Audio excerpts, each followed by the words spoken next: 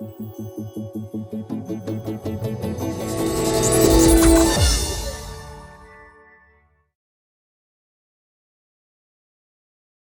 Android fans, this is Eric with another super fast ninja review. This time I'm reviewing my favorite all-around camera app called ProCapture. I love it because it's a great camera app. It also has a lot of the features that you might have other individual apps to do, such as HDR and Wideshot and Panorama. So let's hop on it because I only have 2 minutes or less.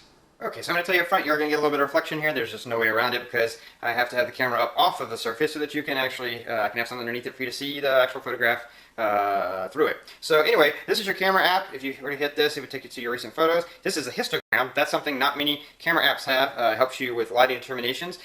Here's where you choose your shot, and you can choose normal, timer, burst, reduced noise, wide shot, or panorama. If you're using wide shot or panorama, you can actually turn your phone into portrait mode and take those pictures in portrait mode to have get much more height into it. You can also choose you can turn on or off your location.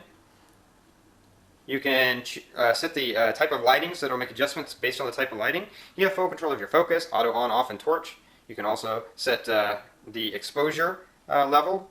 If you are someone who knows a lot about photography and you want to do that. Under the settings button, you can choose if you want that histogram on or off. You can also choose if you want a spiral for off-centered photography or a grid, so you can use your grid for lines. You can choose what quality, size you want the picture to be, and if you want superfine, fine, or normal. You can always also restore the defaults. If you hit the menu button, then you can go into preferences where you can select how many photos are taken in succession. If you use burst mode, you can also set the length of the timer for the timer mode, and if you want to remove empty areas when you do a wide shot or panorama, you can decide where you want to store it. You can also set the volume buttons to control either taking your picture or zoom.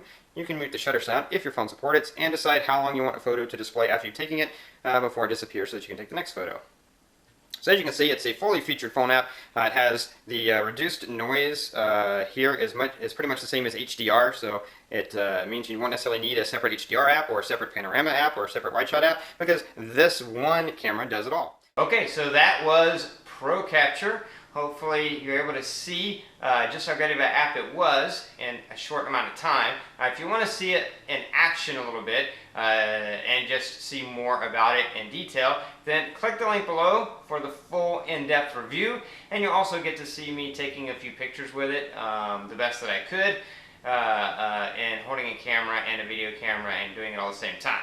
Anyway, click that link if you want to know more. Otherwise, don't forget that your Android phone is only as good as you make it.